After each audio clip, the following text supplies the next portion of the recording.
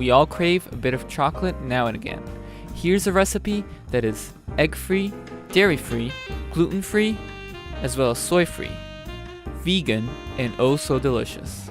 It's full of soluble fiber. Your body will thank you. It's deep, dark, fluffy chocolate mousse. I'm Siloé Oliveira, and besides gardening, I love to cook. Follow me as I explore flavor with healthier alternatives in my suburban homestead. You'll start with the health nut cliche, flax seeds.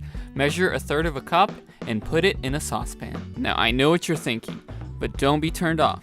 In this recipe, they become something else. Add 3 cups of water and turn on the heat. Mix using a whisk. We will need coconut milk for this recipe. Now you could go ahead and buy a can of coconut milk, but where's the fun in that? I'm using a raw coconut.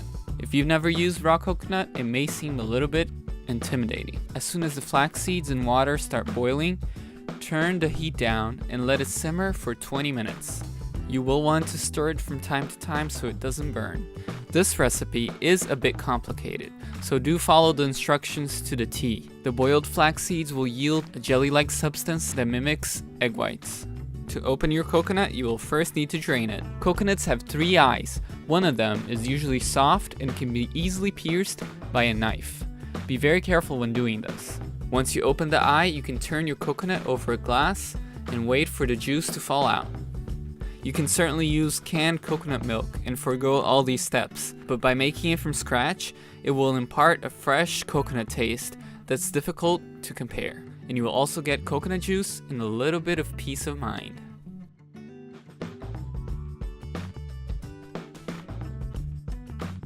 Get your empty coconut and with a hammer, start cracking its shell. Use a towel to protect your hand. You will want to rotate as you tap so that you help release the coconut meat from the coconut shell and you crack the shell in several places. This recipe is a good idea to make on a day that you have some extra time. Besides it being delicious, the fact that it's mainly from scratch, using minimally industrialized ingredients, is a big positive. If you happen to be lactose intolerant or you have allergies to milk or eggs, this recipe is perfect for you. After 20 minutes, pour the boiling mixture through a sieve. Do this fast, otherwise it will gel up and not pass through the sieve. Discard the seeds and put the gel inside of a refrigerator. Let it chill, but not freeze. While that chills, continue extracting the coconut flesh. Break the coconut into several pieces. That will make it easier to separate the flesh from the shell. Sometimes you can get lucky and the flesh will slip right off the shell. Other times, you may need to use a dull knife or even a table knife or a spoon to pry the flesh from the shell. This is one of the worst parts of this whole recipe, but you can do it with patience. You can also find other ways of opening coconuts on YouTube, including freezing the coconut. Although I have not tried it, it supposedly releases a whole coconut without the skin. For the purposes of this recipe, we do not have to skin this coconut, since we're making coconut milk, and we will strain the coconut flesh from the milk. The skin is the brown part that sticks to the white flesh. Although a little tough, it is edible. Wash the coconut pieces well and put it in a blender. Add 2 cups of water and blend it into a nice liquid. If you've never had fresh coconut milk, you do not know what you're missing. It is much better than canned, and it does not have preservatives and other additives. Including coconut in this recipe will impart a nice flavor as well as a creamy texture that will complement the dark chocolate really well. Once your coconut milk is well blended, you'll need to strain it. Pour it in a cloth over a sieve and using your hands squeeze it well until all the liquid is wrung out, leaving a dry pulp. Depending on the amount of water you add to the blending phase, your coconut milk will either be more runny or more creamy. As I said before, you can skip these steps by using canned coconut milk, either because you don't have access to fresh coconuts or you don't have time to prepare your own coconut milk. For this recipe, we will need 2 cups of coconut milk. You can store and use the remaining coconut milk as a milk substitute. The dried coconut pulp that's left can be used in cakes as well as other baked goods. Get the chilled flaxseed gel from the refrigerator and beat it using a whisk for 6 to 12 minutes until it forms peaks. It will not foam up as fast as egg whites, but if you keep at it on high, it should form a nice foamy texture. It is, however, much less stable than egg whites, so only beat it once. Never stop and beat it again because it will deflate. To sweeten the mousse, I'm using what we call in Portuguese rapadura, or in Spanish piloncillo or panela.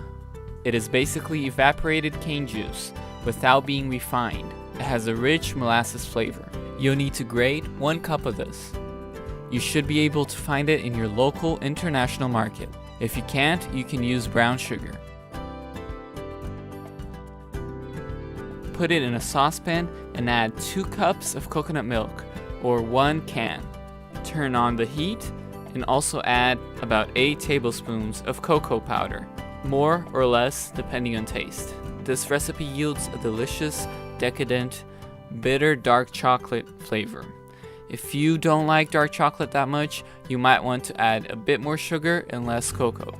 Whisk the mixture vigorously until you get a creamy, even texture. Bring it to a boil. Throughout all this process, it's important to mix it really well so it does not clump. Add 4 tablespoons of cornstarch to 1.5 cups of water and mix it well. When I filmed this, I used heaping tablespoons and ended up adding too much cornstarch. This resulted in a slightly more gummy texture than ideal. I redid this recipe and found out that 4 non-heaping tablespoons is enough. After completely dissolving the cornstarch slurry, add it slowly to the boiling mixture. Make sure to stir it well constantly, otherwise it will clump together. You'll see that this mixture starts stiffening up. Continue stirring it for 2 minutes so that the starch will cook. At this point, it's a great chocolate sauce that can be used over cakes and other pastries. Immediately pour the sauce into a metal bowl. Put that bowl nestled inside of a bowl that has some ice water in it. Continue mixing it to cool down the temperature. You want the chocolate sauce to be cool enough for you to incorporate the foamy flaxseed gel. The flaxseed will deflate with heat, but you must keep mixing the chocolate sauce so that it does not set before you incorporate the foam into it. If properly made, this foam should be able to hold peaks. Gently fold part of the foam into the chocolate sauce. Continue incorporating the rest of the foam until you get a nice, even, foamy texture.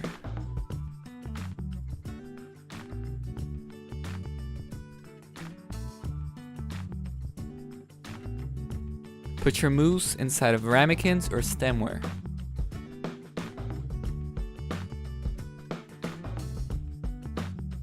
If you want to, you can garnish it with granulated brown sugar.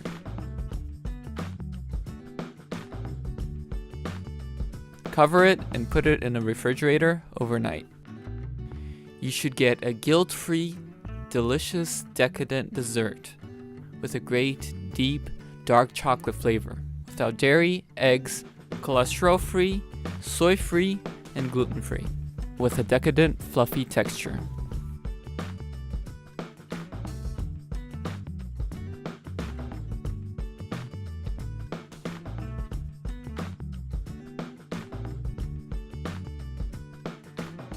Although it may take a bit of effort to make it, it certainly is worth the while.